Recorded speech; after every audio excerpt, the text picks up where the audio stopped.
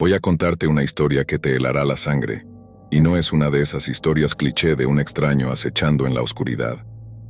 Esta es la historia de cómo mi mejor amigo de la universidad y yo nos enfrentamos a una experiencia aterradora en el bosque, una experiencia que casi nos costó la vida. Así que agárrate fuerte, porque tengo la cicatriz para probarlo. Durante nuestro segundo año en la Universidad de Guanajuato, mi amigo Nicolás y yo nos sumergimos en un intenso pasatiempo, el senderismo. Vivíamos juntos fuera del campus, cada uno trabajando a tiempo parcial, y cerca de lugares como el Cerro del Cubilete y la Bufa. Habíamos disfrutado de algunas excursiones durante nuestro primer año, pero todo cambió una noche de octubre, cuando decidimos ver una película que nos dejó inquietos. En la mira de los asesinos. La trama seguía a un grupo de excursionistas que son atacados en su campamento por desconocidos armados. A medida que los sobrevivientes luchan por escapar, la tensión se vuelve insoportable. Después de ver esa película, no pudimos evitar preguntarnos qué haríamos en una situación así.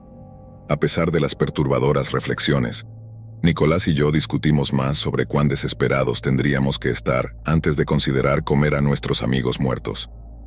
Por supuesto, sabíamos que esto era algo que nunca querríamos poner a prueba, pero decidimos que acampar en las montañas durante una nevada sería una manera segura de explorar nuestros límites. Déjame advertirte que esto es algo que no deberías intentar. Acampar en la naturaleza ya es arriesgado, pero hacerlo en invierno es pura locura. Sin embargo, nosotros, en nuestra juventud e imprudencia, decidimos que sería una gran aventura. Después de las vacaciones, planeamos un fin de semana de camping. Con emoción y un toque de locura, nos dirigimos al Parque Nacional Nevado de Toluca. El primer día fue una pesadilla. La nieve caía sin piedad y todo permanecía húmedo. El fuego apenas podía mantenerse encendido y las noches eran heladas. Tras pasar la noche en esas condiciones extremas, decidimos que al amanecer nos iríamos. Comenzamos a empacar nuestras cosas antes de que la luz del día iluminara el bosque.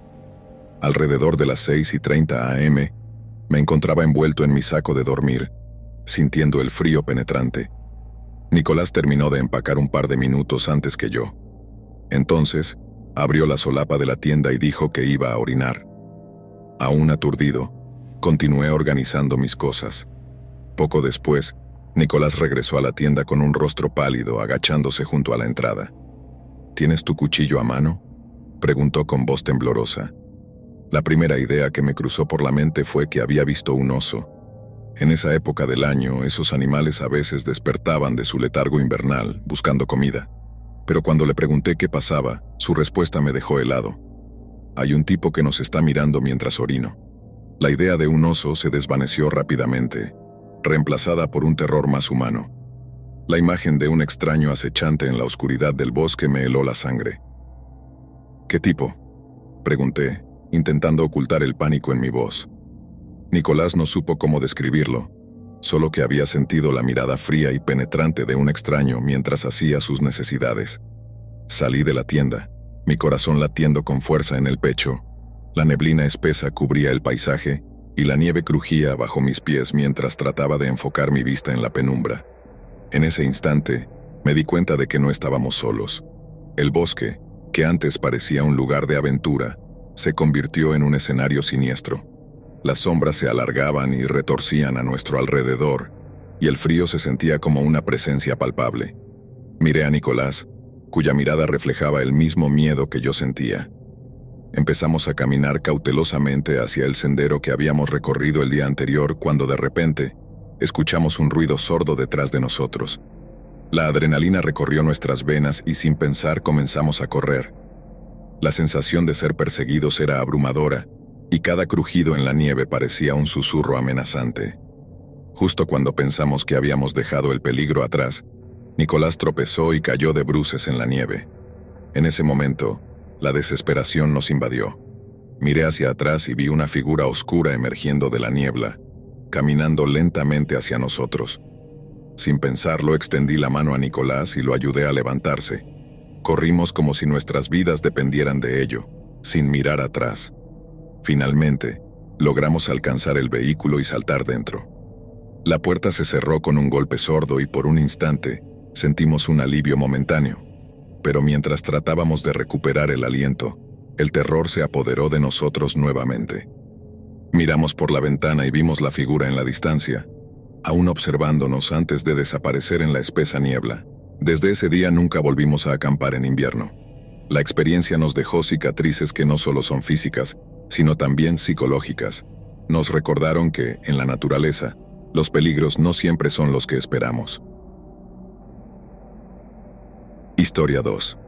Crecí en un pequeño pueblo chileno llamado Valle Oscuro, situado a pocas horas en coche de Temuco, junto a un río sereno. Era un lugar ideal para mi infancia y, durante aproximadamente 4 meses al año, se transformaba en un verdadero paraíso invernal. Los deportes de invierno eran parte esencial de mi vida, al igual que actividades relacionadas con la nieve, como construir muñecos de nieve o lanzarle bolas de nieve a mi amigo de la infancia, que vivía en la calle principal. Temuco era mi hogar, y nunca imaginé que la distancia más lejana a la que me mudaría sería a Valle Oscuro por razones laborales. Sin embargo, mis decisiones profesionales me llevaron a establecerme en Quito, Ecuador, en 2007. Allí conocí a una joven llamada Valeria. Nos casamos y decidimos construir una familia en este nuevo país. Mis familiares, que podían viajar con facilidad, solían volar a Quito 1 o 2 veces al año durante los primeros años de vida de sus nietos. Mis hijos, Nicolás y Sofía, solo habían escuchado relatos de la tierra natal de su padre, y lo más importante, nunca habían visto la nieve. Cuando decidí organizar un viaje de regreso a Chile para la Navidad de 2017, fue una experiencia mágica mostrarles mi antiguo pueblo. Los niños se divirtieron muchísimo visitando a sus abuelos, pero lo que más capturó su atención e imaginación fue la nieve. En Chile la Navidad se celebra en pleno verano, a diferencia de Ecuador, donde el clima es diferente. En diciembre, a menudo hace un calor sofocante, y he llegado a pensar que los ecuatorianos preferirían congelar su país por un día completo, solo para poder disfrutar de las festividades en un ambiente más acorde con el espíritu navideño. Para mis hijos, ver la nieve y disfrutar del ambiente festivo fue como vivir un cuento de hadas, casi tan emocionante como una visita a Disneylandia. A medida que transcurrían los días, mis hijos querían pasar cada momento en la nieve, construyendo muñecos y lanzándose bolas de nieve. Vestirse con abrigos y botas invernales era una novedad para ellos. De hecho, Sofía llegó a decir que no sabía si se sentía más como un astronauta o una alpaca. La emoción era palpable cuando encontramos un anuncio sobre una experiencia de glamping invernal en un lugar llamado Refugio Andino. Así que aprovechamos la oportunidad y reservamos una cabaña familiar para pasar la noche. Llegamos al Refugio Andino el 22 de diciembre, alrededor del mediodía. Estábamos emocionados y listos para construir un ejército de muñecos de nieve. Tras un par de horas de diversión, Valeria decidió regresar a la cabaña para preparar la cena en la pequeña estufa de camping, mientras los niños y yo continuamos jugando. La luz del día comenzó a desvanecerse, y tras una intensa pelea de bolas de nieve, en la que mis hijos se unieron para vencerme, empezamos a sentir hambre. Estábamos a solo unas yardas de la cabaña, así que le pedí a Sofía que vigilara a su hermano mientras corría hacia adentro para ver cómo iba la cena. Cuando regresé, todo cambió. Sofía estaba en el mismo lugar, pero Nicolás no estaba a la vista. Su ausencia me llenó de pánico. Le pregunté a Sofía si había visto a su hermano y su rostro se tornó pálido. No sé, dijo, con una voz temblorosa que reflejaba su preocupación. Sentí que el enojo se apoderaba de mí, pero fue superado por un terror abrumador. Mientras buscaba frenéticamente, noté que podía seguir las pequeñas huellas de las botas de Nicolás en la nieve. Me apresuré a seguirlas, pero el miedo se intensificó cuando me encontré frente a un arroyo helado. El arroyo, aunque no parecía profundo, tenía el tamaño perfecto para que un niño de su edad cayera y fuera arrastrado. Corría de un lado a otro, llamando a Nicolás con la esperanza de que me escuchara y regresara, mientras la angustia se apoderaba de mí. Sofía, angustiada, me seguía de cerca, temiendo lo que podría suceder. La desesperación se apoderó de mí, y cada segundo se sentía como una eternidad.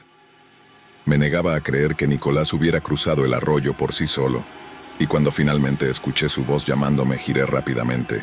Lo vi de pie al otro lado del arroyo, sin una pizca de miedo en su rostro, Caminaba tranquilamente por la nieve, como si no tuviera preocupaciones. Sin poder contenerme, crucé el arroyo, corrí hacia él y lo levanté en mis brazos. Al verme, Nicolás comenzó a llorar, y Sofía, que también estaba asustada, se unió a sus sollozos. Regresamos a la cabaña, donde Valeria nos recibió, confundida y visiblemente enojada. Cuando le conté lo que había ocurrido, su enojo se desvió de mí hacia Sofía y luego volvió hacia mí. Pero en medio del caos, todos compartimos el alivio de haber encontrado a Nicolás sano y salvo. Después de cenar, le pregunté a Nicolás cómo había cruzado el arroyo. Su respuesta me heló la sangre. Un muñeco de nieve me llevó. Me quedé helado, incapaz de procesar lo que acababa de escuchar. Traté de explicarle que no podía haber sido un muñeco de nieve, y le pregunté si se refería a una persona vestida de blanco. Negó con la cabeza, insistiendo en que había sido un muñeco de nieve. Antes de que pudiera formular otra pregunta, sus ojos se cerraron y se quedó dormido.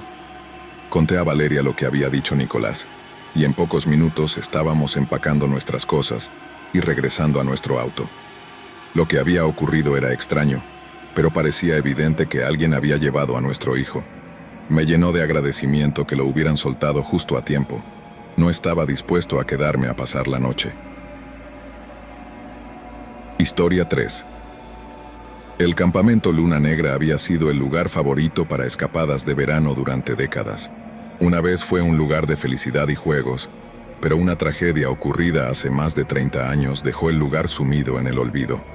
Casi nadie recordaba qué había pasado exactamente. Solo sabían que una vez había habido un incendio y que muchos no lograron escapar. Los rumores decían que había sido causado por un loco que había llegado al campamento con intenciones siniestras, pero las versiones variaban tanto que era difícil saber la verdad. Este verano, 5 amigos decidieron acampar allí por pura curiosidad. Querían grabar un video para su canal de YouTube sobre lugares embrujados y documentar lo que encontraran. Todo es una broma, pensó Sebastián, el líder del grupo. Seguro solo son historias de gente aburrida que quería asustar a los turistas. Llegaron al campamento al anochecer y las primeras impresiones no fueron alentadoras. Los edificios estaban en ruinas, las cabañas de madera colapsadas y las señales oxidadas cubiertas de musgo.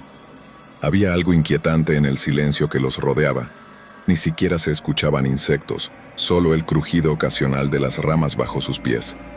Perfecto para un video, dijo Tomás sosteniendo la cámara. Imagina cuántos clics vamos a conseguir. Lucía y Sara se rieron, pero Pablo, el más serio del grupo, no dejaba de mirar alrededor, como si esperara ver algo escondido entre los árboles. Este lugar me da mala espina, murmuró, pero los demás lo ignoraron. Armaron sus tiendas en el centro del campamento, junto a lo que solía ser una fogata común, y decidieron explorar un poco antes de que la noche se volviera más oscura. No encontraron nada particularmente extraño, algunas mochilas viejas, latas de comida oxidada y ropa rasgada. Aún así, había una sensación opresiva en el aire, como si las sombras estuvieran demasiado cerca, demasiado pesadas.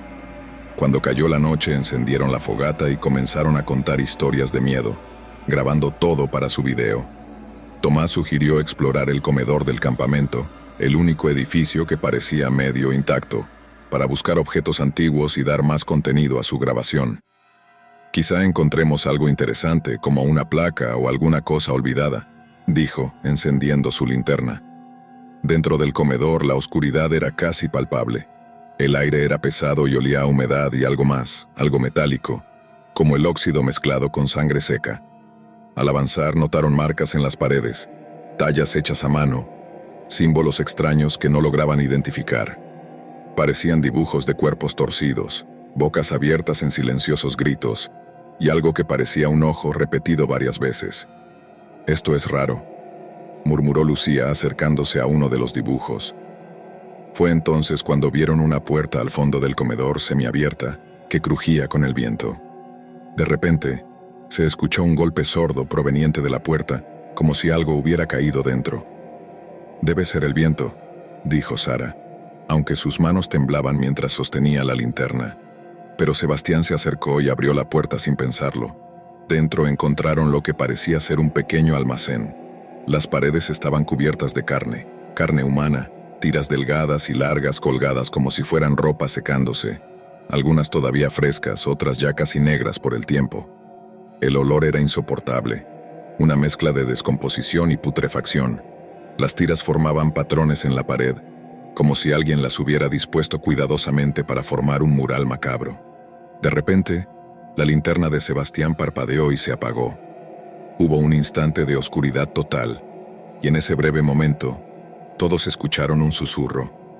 No era un susurro cualquiera, era como si alguien hablara muy cerca de sus oídos en un tono bajo y rasposo. «Nos ven, nos escuchan», repetía la voz, acompañada de un ruido húmedo y pegajoso, como carne deslizándose por una superficie. Las luces volvieron, pero la atmósfera había cambiado. Sara retrocedió, cubriéndose la boca, y Tomás apenas pudo sostener la cámara.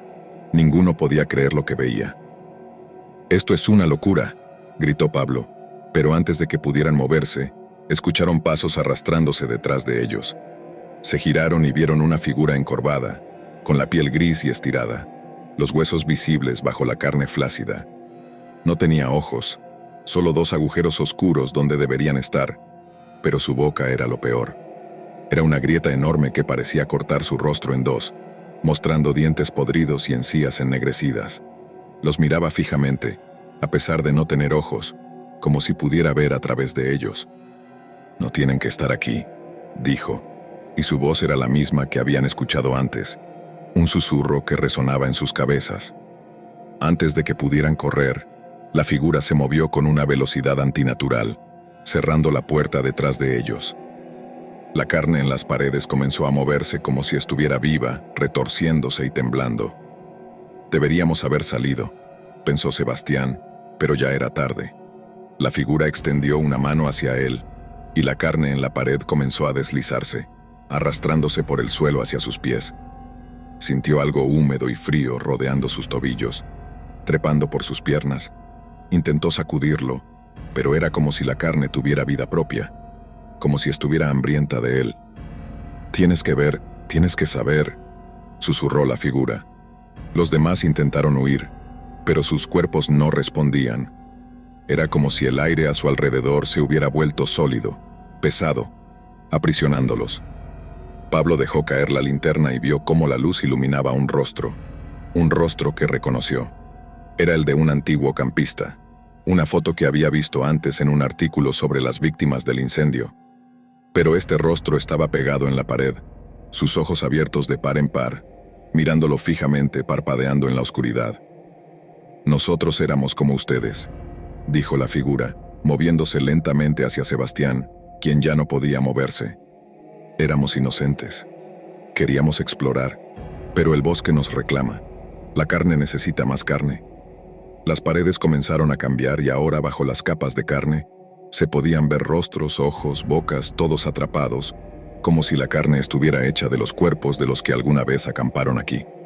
La figura se giró hacia Tomás, que aún sostenía la cámara. «Graba, deja que todos vean lo que es real, lo que viene». Su boca se torció en una mueca espeluznante, como si intentara sonreír. «Nos alimentamos de ustedes, nos convertimos en ustedes, y pronto, ustedes serán nosotros». Sara gritó cuando sintió que algo frío tocaba su cuello.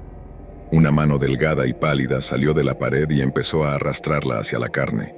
Intentó resistirse, pero las manos siguieron apareciendo, cogiéndola por todas partes, hundiéndola en la pared, como si la estuvieran devorando viva. Sus gritos fueron apagados por la carne que cubrió su boca, sus ojos, su rostro, hasta que desapareció por completo. La cámara de Tomás continuó grabando mientras todos intentaban escapar, pero sus movimientos eran cada vez más lentos, como si algo invisible los detuviera. La figura no dejaba de hablar, murmurando cosas que no entendían, pero sus palabras eran claras. «Es un ciclo sin fin. Somos la carne, y ustedes se convertirán en nosotros». Al final, solo quedó el silencio. Cuando encontraron la cámara semanas después, solo mostraba imágenes borrosas, entrecortadas, de la carne moviéndose, arrastrándose. No había rastros de los 5 amigos, solo las ruinas del campamento, y el eco de una risa macabra que parecía provenir de todas partes y ninguna a la vez. Ese fue el último video que grabaron. Nadie volvió a escuchar de ellos, Pero los rumores se multiplicaron. Ahora, decían que si acampabas en el campamento Luna Negra, podías escuchar susurros durante la noche, y que si te quedabas mucho tiempo, podías sentir algo frío y húmedo rozando tu piel, como si la carne te estuviera buscando. Historia 4. Hace años, había un campamento que se ganó una oscura reputación, el Campamento Sombrío. Aparentemente era un campamento ordinario, ubicado en las profundidades de un bosque denso y antiguo, pero no era un lugar para cualquiera. Pocos lo conocían, y menos aún regresaban para contarlo. Las leyendas locales decían que si eras lo suficientemente valiente o insensato para acampar allí, te exponías a algo mucho más peligroso que los lobos o la oscuridad de la noche. Te exponías al ritual. Nadie sabía con certeza cuándo comenzó la leyenda, pero las historias hablaban de un grupo de cultistas que solían reunirse en ese campamento mucho antes de que se construyera. Llevaban a cabo rituales macabros, sacrificios de animales y cosas peores, en honor a una entidad antigua y desconocida. Con el tiempo, el lugar se abandonó, pero los rituales nunca cesaron del todo. Decían que, en noches sin luna, podías escuchar los cánticos de aquellos que habían desaparecido, pidiendo ayuda, atrapados para siempre en el bosque.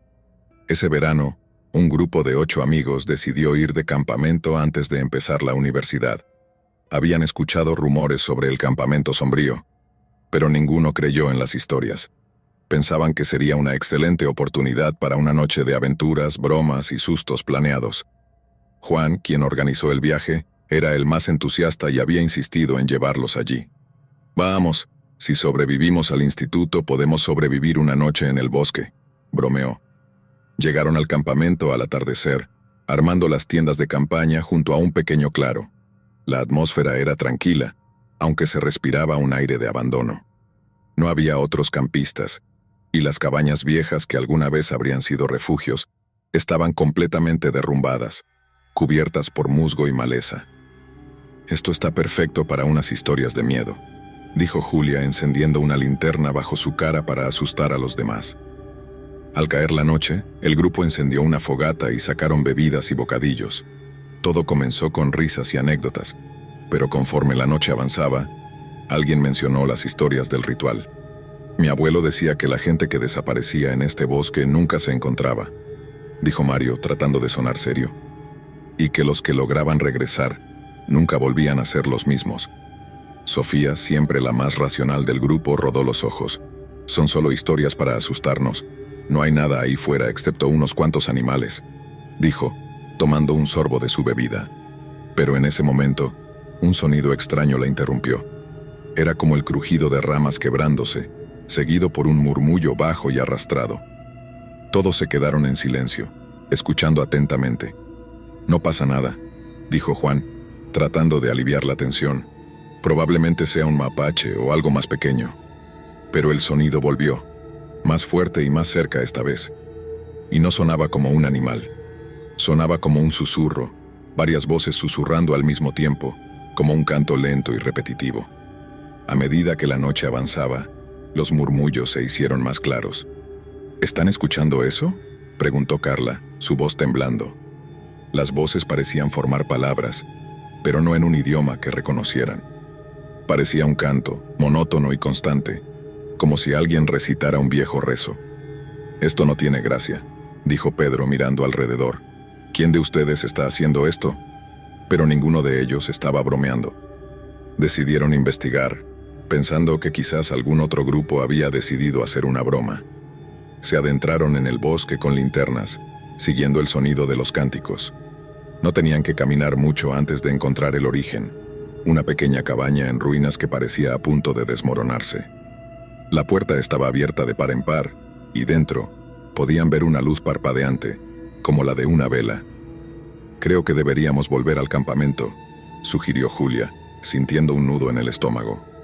Pero los demás estaban demasiado intrigados como para detenerse. «Solo será un minuto», dijo Juan, tomando la iniciativa. «Vemos qué hay dentro y nos largamos». Se acercaron lentamente a la puerta, sus linternas iluminando la madera podrida y el suelo cubierto de hojas. Dentro, la luz de la vela proyectaba sombras extrañas en las paredes. y en el centro de la habitación encontraron algo que les heló la sangre. Un círculo hecho de velas con símbolos extraños dibujados en el suelo. Eran símbolos que ninguno de ellos reconocía, pero que transmitían una sensación de maldad y antigüedad. Y dentro del círculo había una muñeca de trapo, vieja y desgastada, con los ojos arrancados. ¿Quién haría algo así?, susurró Carla dando un paso atrás. Pero antes de que pudieran procesar lo que veían, las velas se apagaron de golpe, dejando la habitación en una oscuridad absoluta. Y fue entonces cuando las voces regresaron más claras que nunca. Esta vez no eran murmullos, eran gritos, distorsionados y desesperados, que parecían venir de todos lados. «¡Vámonos de aquí!», gritó Mario, pero al girar hacia la puerta vieron que ya no estaba allí. La cabaña parecía haber cambiado, como si las paredes se hubieran cerrado alrededor de ellos. La luz de las linternas titiló y se apagó, dejándolos atrapados en una negrura total. «Esto no puede estar pasando», dijo Pedro, su voz temblando de miedo. Y entonces vieron una sombra moverse en la oscuridad. No era una persona, pero tampoco un animal. Era algo más grande, más retorcido, como si las sombras mismas se hubieran formado en una figura. Comenzó a rodearlos y las voces volvieron a sonar, ahora pronunciando sus nombres uno por uno, en un tono lento y siniestro. La figura se detuvo frente a Juan, quien parecía paralizado de terror. Una voz salió de la sombra, distorsionada pero clara. «Bienvenidos al ritual», dijo antes de estirar un brazo largo y delgado hacia él. Cuando la mano tocó su pecho, Juan gritó de dolor, y los demás vieron horrorizados cómo su piel comenzaba a palidecer, como si toda la vida estuviera siendo drenada de su cuerpo. Intentaron apartarlo, pero no pudieron moverse. Era como si sus cuerpos estuvieran siendo mantenidos en su lugar por una fuerza invisible. La figura se giró hacia los demás, sus ojos, 2 puntos rojos brillantes en la oscuridad. «Han venido aquí por su propia voluntad», dijo, «y ahora serán parte de nosotros». La situación se volvió insoportable. Uno de ellos, Mario, logró reunir suficiente fuerza para encender un encendedor que llevaba en el bolsillo. La pequeña llama no iluminó mucho, pero fue suficiente para que las sombras retrocedieran momentáneamente. «¡Corran!», gritó, y todos se lanzaron hacia lo que quedaba de la puerta, ahora visible de nuevo. Salieron corriendo hacia el bosque, sin importarles las ramas que les golpeaban el rostro ni los gritos que resonaban detrás de ellos. Pero las sombras los seguían, deslizándose entre los árboles como si fueran parte de la noche misma. Las voces no cesaban, sino que se volvían más fuertes, más insistentes. «No puedes escapar», repetían, en un coro espeluznante. Finalmente vieron las luces del campamento a lo lejos, y corrieron hacia ellas con todas sus fuerzas. Cuando llegaron, se derrumbaron al suelo, jadeando, sus cuerpos temblando de puro miedo. Nadie más había escuchado las voces, nadie más había visto las sombras, pero todos sabían que algo horrible había pasado esa noche. Al día siguiente, se fueron del campamento, sin decir palabras sobre lo que habían visto. Pero el terror no terminó ahí. En los días siguientes, cada uno de ellos comenzó a recibir llamadas en la madrugada. Al contestar, solo escuchaban un susurro suave, como el que habían oído en el bosque. «Ven con nosotros», decía la voz. Y en la pantalla del teléfono veían algo más, una imagen borrosa, pero inconfundible. Era la muñeca de trapo que habían visto en el círculo de velas, con los ojos arrancados, mirándolos fijamente desde la oscuridad. Historia 5. El campamento Monte Claro era un lugar escondido en lo profundo de las montañas, rodeado por un denso bosque de pinos y cipreses.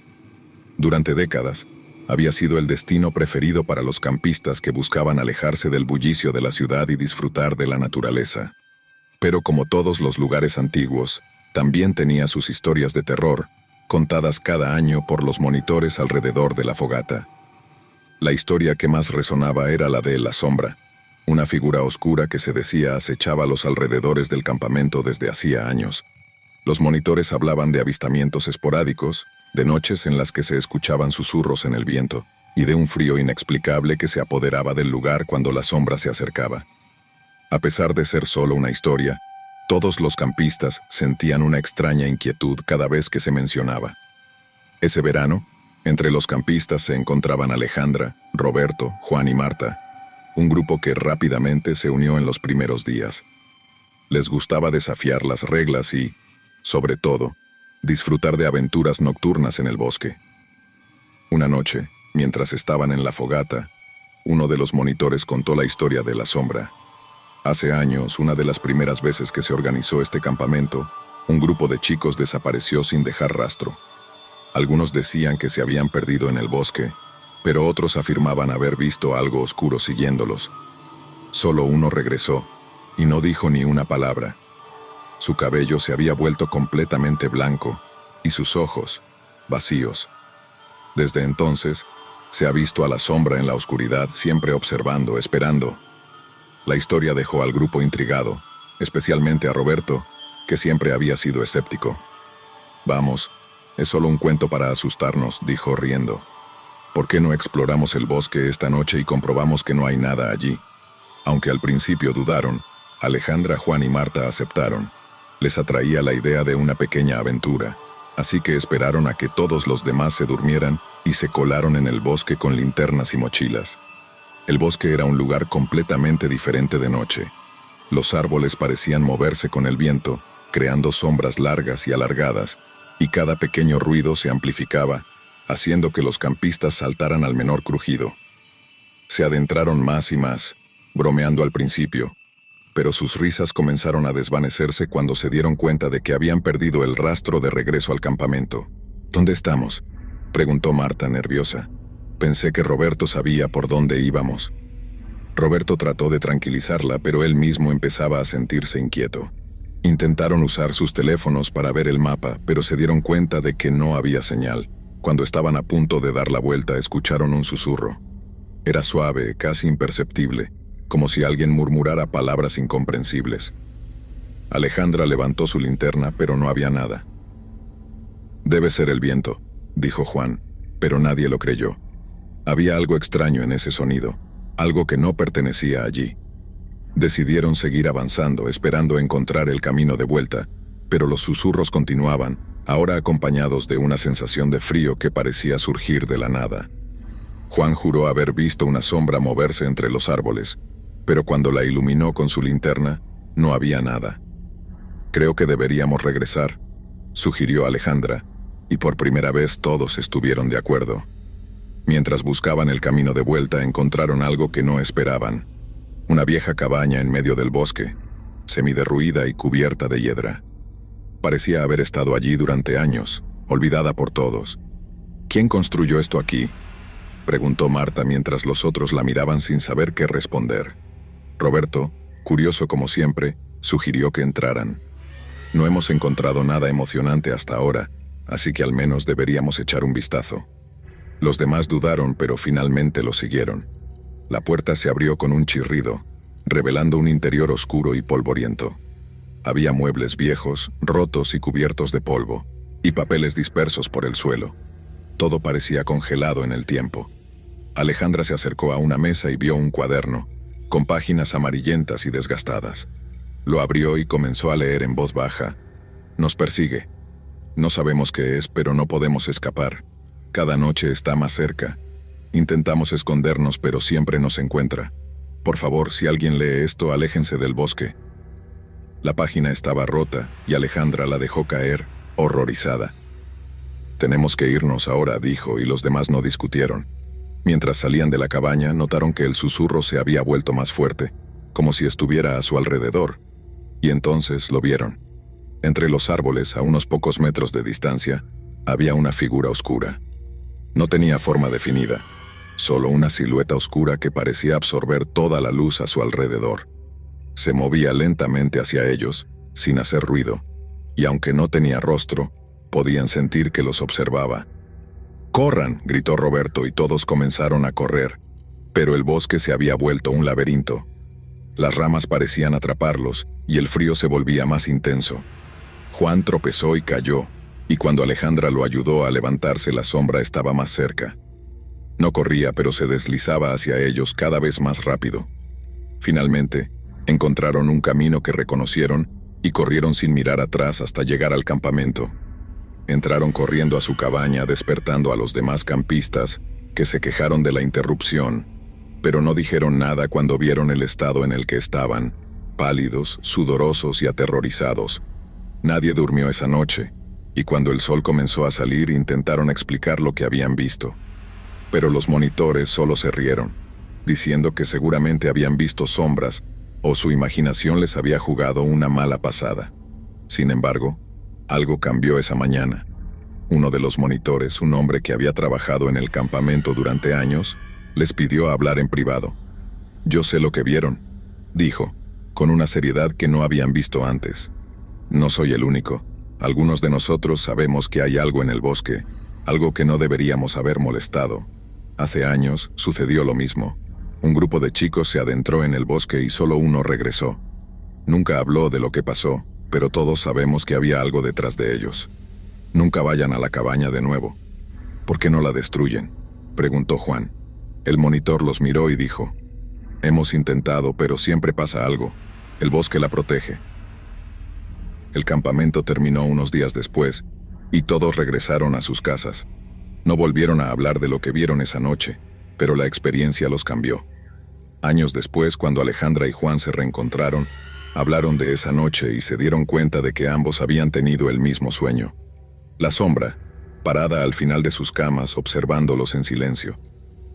El campamento cerró un par de años después, cuando otro grupo de campistas desapareció durante una caminata nocturna.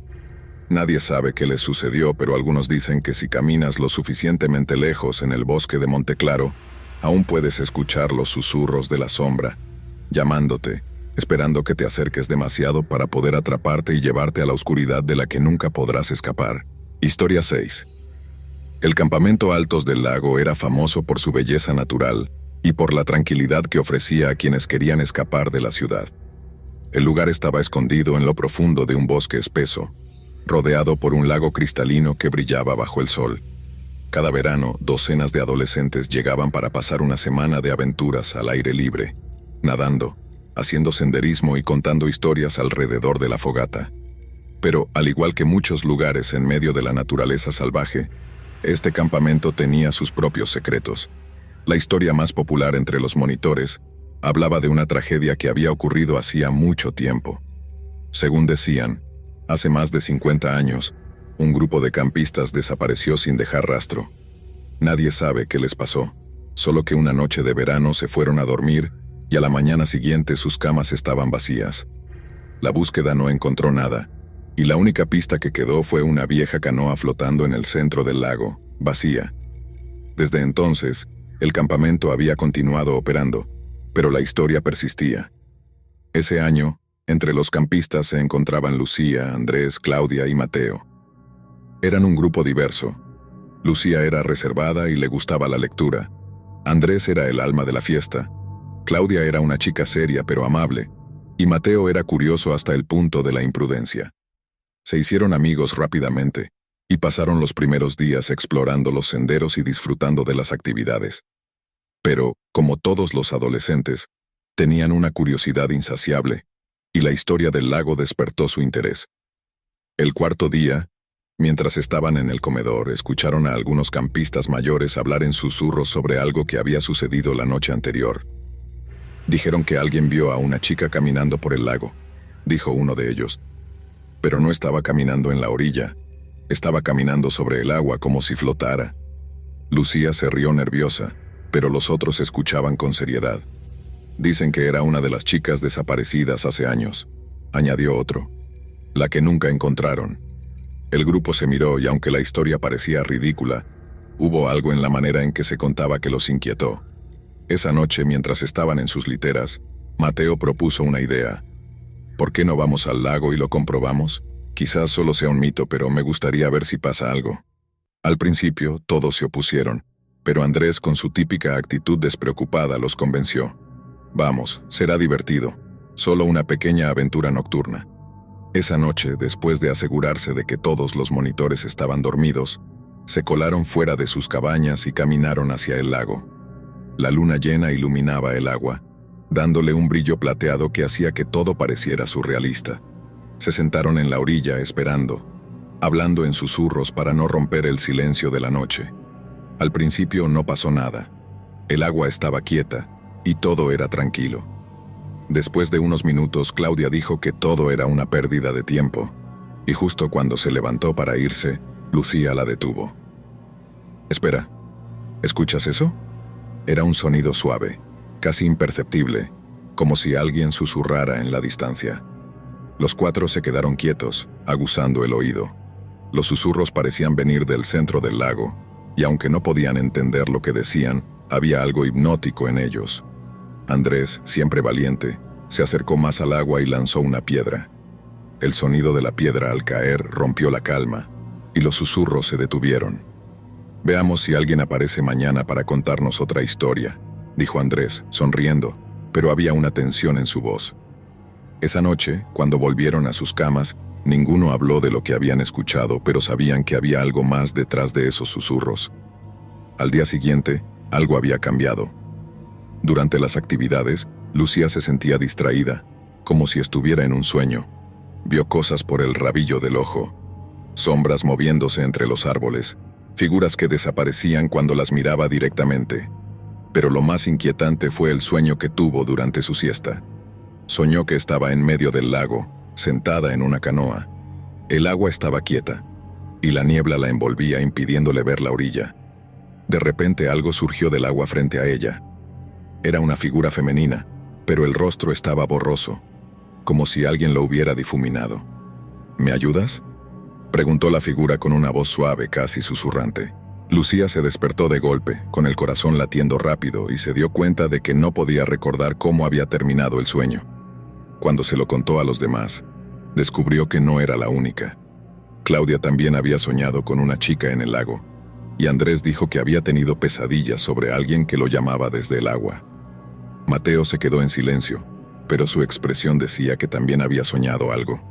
Decidieron que esa noche volverían al lago. Había algo en esos sueños que no podían ignorar. La segunda noche se adentraron más en el bosque para evitar ser descubiertos. Esta vez Mateo trajo una linterna y una cámara para grabar cualquier cosa que encontraran. Cuando llegaron al lago, la luna estaba oculta tras las nubes, y todo parecía mucho más oscuro y siniestro que la noche anterior. Se acercaron al muelle, el mismo lugar donde años atrás habían encontrado la canoa vacía. Los susurros comenzaron de nuevo, pero esta vez eran más claros. Parecían estar llamándolos, atrayéndolos hacia el agua. Claudia se adelantó y antes de que alguien pudiera detenerla, se subió a una vieja canoa que estaba amarrada al muelle. «Quiero ver qué hay allí», dijo, su voz casi en trance. Andrés la siguió, subiendo a la canoa junto a ella, mientras Mateo y Lucía se quedaban en la orilla, preocupados pero sin poder detenerlos. «Solo un minuto», dijo Andrés, sonriendo con confianza. «No nos alejaremos mucho». La canoa se deslizó por el agua, y pronto la niebla los envolvió, ocultándolos de la vista de Mateo y Lucía. El silencio era absoluto, roto solo por el suave golpeteo del agua contra la madera. Lucía y Mateo esperaron en la orilla, pero después de varios minutos la canoa no regresó. Intentaron llamarlos, pero no hubo respuesta. La niebla se había vuelto tan densa que no podían ver nada más allá de unos pocos metros. Mateo sacó la cámara y comenzó a grabar, pero sus manos temblaban. «Deberíamos volver y avisar a los monitores», dijo finalmente Lucía, su voz temblorosa. Justo cuando se giraban para irse, vieron una figura en la orilla, a unos metros de ellos. Era una chica, con el cabello empapado y el rostro pálido, casi translúcido bajo la luz de la linterna. «¿Están buscando a sus amigos?», preguntó, con una sonrisa que no llegaba a sus ojos. «Ellos ya no están aquí». Lucía sintió un escalofrío recorrerle la espalda. «¿Dónde están? ¿Qué les has hecho?». Pero la figura no respondió. Simplemente se giró y comenzó a caminar hacia el lago, sin hacer ruido, como si flotara. Y antes de que pudieran hacer algo, desapareció en la niebla. Los días siguientes fueron un caos. Andrés y Claudia nunca regresaron. La policía llegó, pero no encontró rastro de ellos. Las autoridades cerraron el campamento temporalmente, y los padres de los demás campistas se los llevaron a casa rápidamente. Mateo y Lucía estaban traumatizados, pero sentían que había algo que debían hacer antes de irse. Revisaron las grabaciones de la cámara de Mateo, buscando alguna pista, y lo que encontraron los dejó helados. Al principio el video mostraba lo que ya sabían: la niebla, la canoa deslizándose por el agua, y luego nada. Pero al final del video, justo antes de que la cámara se apagara, se escuchaban susurros. Ellos se quedarán aquí, con nosotros. Lucía buscó en los archivos del campamento, tratando de encontrar algo más sobre las desapariciones antiguas. Descubrió que una de las chicas desaparecidas había sido encontrada brevemente en la orilla, solo para desaparecer de nuevo cuando fueron a buscar ayuda. Su nombre era Emma, y nunca la habían visto después de eso, hasta ahora. Antes de irse, Mateo y Lucía hicieron un último viaje al lago, dejando flores en la orilla. Sabían que nunca entenderían completamente lo que había sucedido, pero esperaban que, de alguna manera, esas almas atrapadas en el lago encontraran paz. Pero mientras se alejaban, Lucía juró haber visto una figura en el agua, observándolos, como si esperara que regresaran. Desde entonces nadie volvió al campamento Altos del Lago. Pero algunos dicen que, si te acercas al lago en una noche de niebla, aún puedes escuchar los susurros de aquellos que se perdieron para siempre, esperando a que alguien los encuentre. Historia 7. El campamento Cima Perdida estaba ubicado en un remoto valle montañoso, lejos de la civilización, rodeado por densos bosques de pinos que se extendían hasta donde la vista podía alcanzar. No era un lugar al que se llegara fácilmente, y quizás por eso había ganado fama entre los adolescentes que buscaban algo más que simples actividades al aire libre. Era un lugar que prometía emociones fuertes y, según algunos, experiencias que no se podían explicar con lógica. Todos los años el campamento recibía grupos de jóvenes para pasar una semana explorando la naturaleza, acampando bajo las estrellas y viviendo aventuras. Pero por debajo de su apariencia de diversión, había un secreto oscuro que solo unos pocos conocían. La historia que se contaba en susurros, después de la medianoche, era que algo acechaba en las sombras de esos bosques, algo que había estado allí mucho antes de que el campamento fuera construido. Este año, entre el grupo de campistas, estaban Leo, Carla, Javier y Marcela. Se conocieron en el autobús camino al campamento y rápidamente se hicieron amigos. Cada uno había llegado por razones diferentes. Leo buscaba escapar de la rutina. Carla quería vivir la experiencia que sus amigos le habían contado. Javier era un entusiasta de la naturaleza. Y Marcela, bueno, a ella la habían obligado a ir, pero al final aceptó. La primera noche después de instalarse en sus cabañas, todos se reunieron alrededor de la fogata. Los monitores contaban historias de terror, como era tradición, y los jóvenes se reían nerviosos, disfrutando de la atmósfera. Pero cuando el monitor principal, Luis, tomó la palabra, el ambiente cambió. Hace muchos años, hubo una serie de desapariciones en estos bosques, comenzó Luis, su voz profunda cortando el murmullo de la multitud. Campistas como ustedes desaparecieron sin dejar rastro. Algunos decían que los habían visto caminar hacia el bosque, otros aseguraban que los vieron hablando con alguien. Pero lo extraño es que nunca hubo una explicación. Ningún cuerpo, ningún rastro. Solo la niebla que cubría el campamento cada vez que alguien desaparecía. El grupo se quedó en silencio, y Luis sonrió para aliviar la tensión. Solo una historia, claro, pero por si acaso, no salgan del campamento de noche. Esa noche, después de apagar las luces, Leo no podía dormir. Había algo en la historia de Luis que lo había dejado intranquilo. Mientras se revolvía en su litera, escuchó un ruido suave, como de pasos crujientes. Pensó que sería uno de sus amigos, pero cuando se asomó a la ventana, vio una figura delgada y alta caminando lentamente por el límite del campamento, casi deslizándose entre los árboles. La figura se detuvo y pareció girarse hacia él, como si supiera que estaba siendo observada. Leo se apartó de la ventana rápidamente, su corazón latiendo con fuerza, y trató de convencerse de que había sido una alucinación. Al día siguiente, durante el desayuno, Leo comentó lo que había visto. Javier bromeó al respecto, diciendo que seguramente había sido un monitor que hacía la ronda nocturna, pero Carla notó la seriedad en los ojos de Leo y se preocupó. Si era alguien, ¿por qué no se veía la linterna?, comentó ella. Nadie tenía una respuesta a eso. A pesar del extraño incidente, el grupo decidió unirse a una excursión planificada para ese día. Los monitores guiaron a los campistas por un sendero que se adentraba en las montañas, subiendo por pendientes empinadas y cruzando riachuelos. Era un paseo difícil, pero al llegar a la cima, la vista era impresionante. Se podía ver todo el valle cubierto por un manto verde, y más allá, el horizonte recortado por las cimas de las montañas. Fue entonces cuando Carla notó algo inusual. Cerca del borde del acantilado, había una cabaña vieja, casi oculta entre los árboles. «¿Qué es eso?», preguntó, señalando hacia la estructura. Luis, que lideraba el grupo, miró hacia donde ella apuntaba y se tensó. No deberían acercarse a esa zona. Esa cabaña lleva años abandonada. Por supuesto, la advertencia solo hizo que el grupo quisiera explorarla más. Esa tarde convencieron a otro grupo de amigos de ir juntos a investigar. Sabían que no debían salir sin permiso, pero la curiosidad los pudo más. La cabaña estaba en peor estado de lo que habían imaginado. Las paredes estaban cubiertas de musgo y la madera crujía bajo sus pies. Javier, siempre el más aventurero, fue el primero en entrar.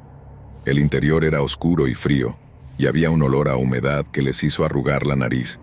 Encontraron muebles viejos, papeles esparcidos por el suelo y un espejo grande y sucio en una de las paredes.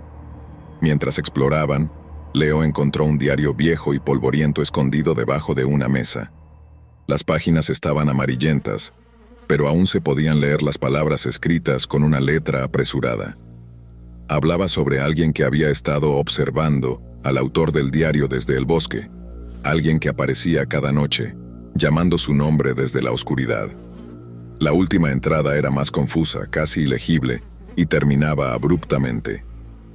«Esto es raro», murmuró Leo. Pero antes de que pudiera decir algo más, escucharon un ruido proveniente de la parte trasera de la cabaña.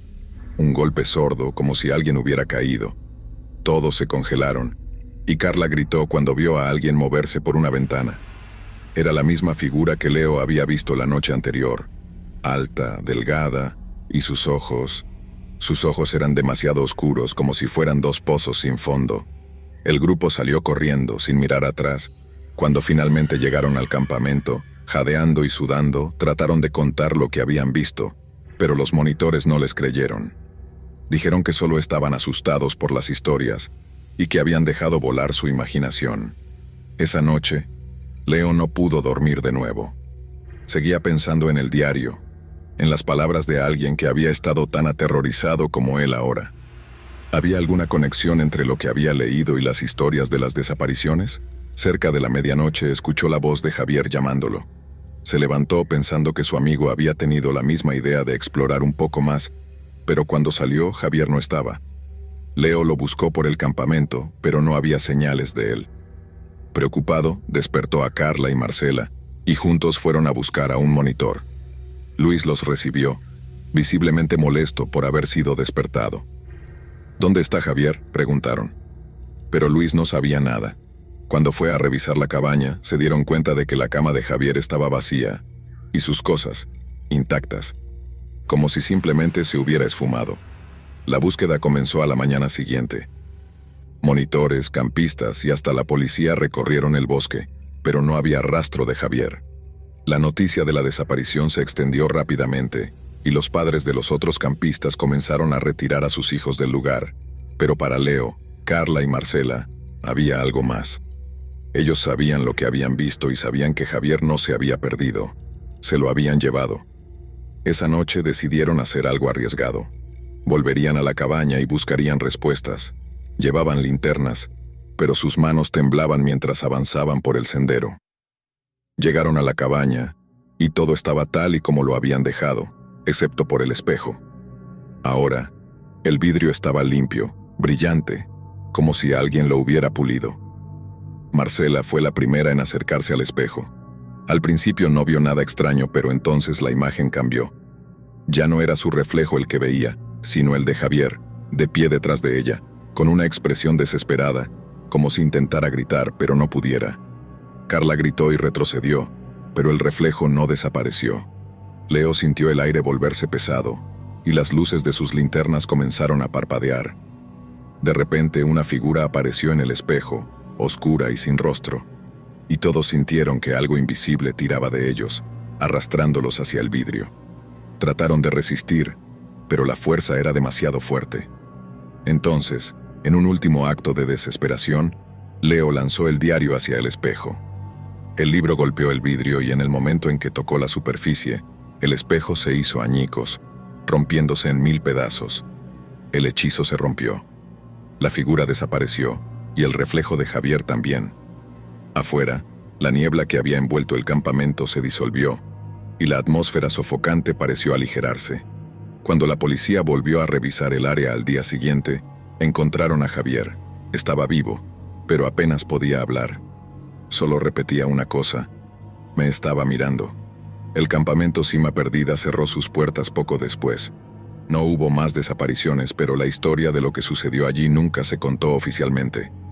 Los que vivieron esa experiencia no podían explicarlo, pero sabían que algo oscuro había sido liberado cuando rompieron el espejo. Y aunque el campamento ya no existe, los rumores persisten. La gente dice que, si te atreves a acercarte a las ruinas de la cabaña, aún puedes ver tu reflejo en los pedazos de vidrio esparcidos por el suelo. Y quizás verás algo más, observándote desde las sombras. Historia 8. Cada verano, el campamento Redwood recibía a decenas de adolescentes que buscaban aventura y desconexión en medio del bosque. Los padres siempre estaban encantados de enviar a sus hijos a este lugar, un campamento tradicional con cabañas de madera, fogatas nocturnas y leyendas que se contaban al calor de las llamas. Lo que no sabían es que, bajo la apariencia de diversión y naturaleza, se ocultaba una historia que pocos habían vivido para contarla. La semana comenzó tranquila para el grupo de adolescentes que había llegado. Entre ellos estaba Lucas, un chico de 15 años, reservado y curioso. Durante el trayecto en autobús hacia el campamento, había escuchado a otros hablar sobre historias de desapariciones misteriosas que habían sucedido en la zona, pero pensó que eran solo cuentos para asustar a los nuevos. La primera noche transcurrió sin problemas, pero en la segunda noche, todo cambió. Esa noche, los monitores organizaron una fogata y, como era tradición, comenzaron a contar historias de terror. Había una en particular que todos repetían cada año: la leyenda de El Guardián del Bosque, un espíritu que, según se decía, rondaba la zona buscando almas perdidas para llevarse al bosque. La historia contaba que en los años 80, varios campistas habían desaparecido sin dejar rastro, y los pocos que sobrevivieron aseguraban haber visto una figura oscura que los observaba desde la espesura, con ojos que brillaban en la oscuridad. Lucas se rió cuando terminó la historia, pero notó que uno de los monitores, Andy, estaba más serio de lo normal. Andy había trabajado allí durante varios años y no solía inquietarse con estas historias. Esa noche, antes de irse a dormir, se acercó a Lucas y le advirtió que no se alejara del campamento después de la medianoche. Es mejor que te quedes cerca de las cabañas. No querrás perderte en el bosque, especialmente no aquí. Lucas tomó las palabras de Andy como una advertencia, pero no pudo evitar la curiosidad. Mientras todos se preparaban para dormir, él decidió salir de la cabaña y explorar un poco. Se aseguraría de no alejarse demasiado, pero quería ver si realmente había algo extraño en esos bosques, o si eran solo historias para asustar. Caminó por un sendero que bordeaba las cabañas, manteniéndose cerca de las luces que marcaban el límite del campamento. A medida que avanzaba, una niebla espesa comenzó a formarse entre los árboles, algo que no había notado durante el día. La niebla parecía tener vida propia, moviéndose como si lo invitara a adentrarse más en el bosque. Lucas, sintiéndose intrépido, siguió caminando hasta que las luces del campamento desaparecieron por completo detrás de él. De repente, oyó un crujido en la distancia. Pensó que sería algún animal, pero entonces, el sonido se repitió, más cerca, como si alguien estuviera siguiendo sus pasos. Lucas se detuvo y escuchó atentamente. El bosque estaba en silencio, un silencio profundo y abrumador que parecía absorber todos los sonidos. Y entonces lo vio. Entre los árboles, una sombra oscura y alta, inmóvil, como si estuviera esperando. Los ojos de Lucas se esforzaron por distinguir lo que era, pero cada vez que trataba de enfocar, la figura parecía desvanecerse entre la niebla. Dio un paso hacia atrás, y la figura se movió también. Lucas sintió un escalofrío recorrerle la espalda. «Lucas». La voz sonó baja, susurrante, como si viniera de todas partes y de ninguna. Era imposible que alguien supiera su nombre, y eso lo aterrorizó. Retrocedió rápidamente, tropezando con raíces y ramas caídas, y comenzó a correr hacia el campamento. Mientras corría, oía la voz llamándolo, suave y persistente, como si se estuviera infiltrando en su mente.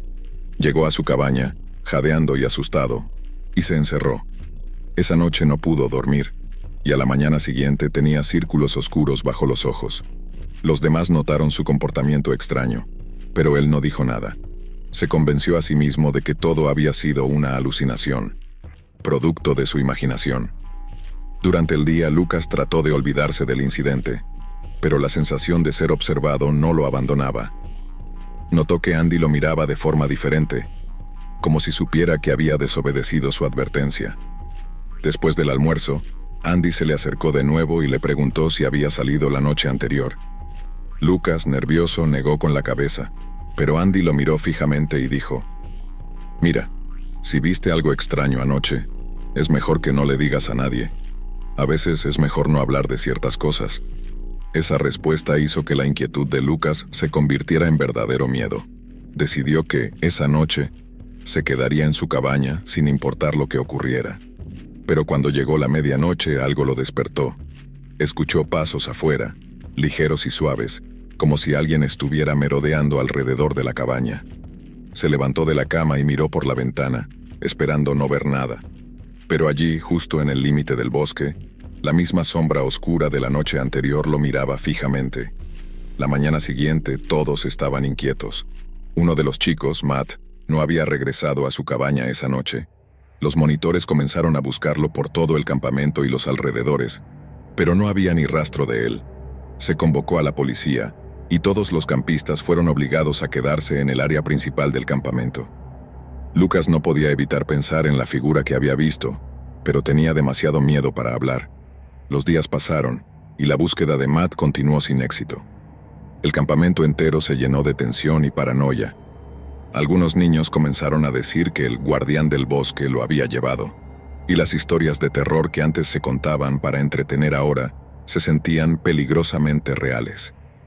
La noche antes de que el campamento cerrara debido a la desaparición, Lucas decidió enfrentarse a sus miedos. Sentía que la sombra había venido por él, que lo había estado siguiendo, y que no dejaría de perseguirlo hasta que él mismo la confrontara. Con una linterna en mano, se adentró en el bosque, decidido a averiguar qué había sucedido realmente. Caminó por el mismo sendero que había tomado la primera noche, hasta llegar al punto donde había visto a la figura. La niebla comenzó a formarse de nuevo, rodeándolo como si lo estuviera envolviendo en un abrazo frío. De repente, las luces de su linterna comenzaron a parpadear y finalmente se apagaron, dejándolo a oscuras. Lucas se quedó quieto, sintiendo que alguien lo observaba. Y entonces, la voz volvió a susurrar, esta vez más fuerte, más clara. «No debiste regresar». La sombra apareció ante él, más cerca de lo que jamás había estado. Lucas sintió que su cuerpo se congelaba, incapaz de moverse o gritar. La figura se inclinó hacia él y pudo ver su rostro, o al menos lo que debería haber sido un rostro. Era una máscara de oscuridad, con ojos que brillaban como ascuas en medio de la nada.